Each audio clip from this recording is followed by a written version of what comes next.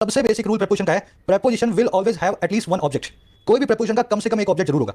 अच्छा, ऑब्जेक्ट कौन होगा? या तो नाउन या प्रोनाउन या जिरेंट। अब इस वाले रूल को समझेंगे एक सेंटेंस के जरिए। मैंने आपके सामने लिखा the guest brought a bouquet for. Guest लेकर के आया, ब्रिंग किया उसने एक बुके को, एक गुलदस्ते को। सेंटेंस को ब्रेक करते हैं। ब्रिंग ब्रॉट ब्रॉट, ब्रिंग की सेकंड फॉर्म है आपकी वर्ब होगी पास्ट डेफिनिट टेंस में। गेस्ट हो गया आपका सब्जेक्ट, सेंटेंस का डूअर। अच्छा, क्या लेके आया भाई? वर्ड से रिप्लाई किया बुके ने, बुके हो गया हमारा ऑब्जेक्ट, एक नाउन है। अब मिली आपको फोर प्रपोजिशन। हमारा रूल कहता है कि प्रपोजिशन को एक ऑब्जेक्ट मिलना चाहिए, लेकिन ये सेंटेंस में ये रूल अप्लाई नहीं हो रहा। अब देखो, आप मीनिंग से जाओ चाहे ग्रामर से जाओ, फोर प्रपोजिशन के बाद कुछ आना चाहिए। गेस्ट एक बुके लाया और किसके लिए लाया? होस्ट के लिए। मेहमान एक गुलदस्ता लाया, किसके लिए लाया? मेजबान के लिए। तो फोर प्रपोजिशन को एक मेजबान नाम का, होस्ट नाम का ऑब्जेक्ट हमें देना पड़ेगा।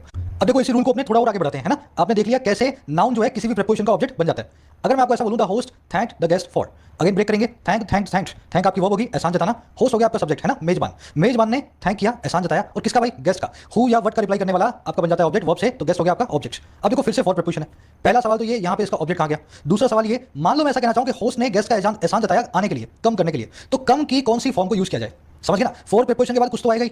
होस्ट ने गेस्ट का एहसान जताया आने के लिए, क्या आप आए हमारी पार्टी के अंदर, है ना। अब कम की कौन सी फॉर्म को यूज किया जाए? देखो, प्रपोजिशन का ऑब्जेक्ट या तो नाउन होगा या होगा प्रोनाउन, और अगर वर्ब होगी ना तो हमेशा आईएनजी फॉर्म में। समझ गए ना। मैं आपको यहाँ ये बताना चाह रहा हूँ, कम कभी भी नहीं आएगा प्रपोजिशन के बाद। वर्ब की first form, second form, third form, ऐसी कोई भी फॉर्म प्रपोजिशन का ऑब्जेक्ट नहीं बनती है। सिर्फ और सिर्फ बनती है वर्ब की आईएनजी फॉर्म। इस केस में बोलूंगा the host thank the guest for coming.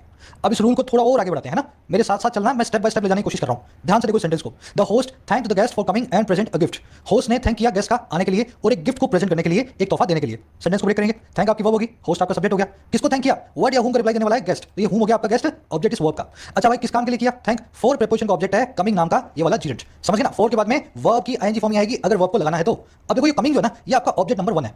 Host ने गेस्ट का थैंक दो चीजों के लिए किया, एक तो आने के लिए, एक तोहफा देने के लिए। दोनों ही चीजें इस फोर प्रपोजिशन का ऑब्जेक्ट है और एंड नाम की कंजंक्शन से जुड़ी हुई है, ठीक है। तो प्रेजेंट हो गया आपका ऑब्जेक्ट नंबर 2। अच्छा, क्या प्रेजेंट किया गया? प्रेजेंट वर्ब से हमने गिफ्ट नाम के नाउन को जोड़ दिया है, गिफ्ट बन गया इस वर्ब का ऑब्जेक्ट। अब ध्यान से देखो, अगर दोनों ही ऑब्जेक्ट है फोर प्रपोजिशन के, तो दोनों को ही आईएनजी फॉर्म में आना चाहिए। अक्सर आपको ऐसे सेंटेंस मिलेंगे एग्जाम में जहां पे एक ऑब्जेक्ट को जिरेंट बना के दिया होगा, लेकिन दूसरे ऑब्जेक्ट को किसी और फॉर्म में रखा होगा, आपको भी उसको आईएनजी फॉर्म में चेंज कर देना है। मैं फटाफट से यहां क्या करूंगा? प्रेजेंट को काटूंगा और इसकी जगह लिखूंगा presenting. Host thank to the guest for coming and presenting a gift.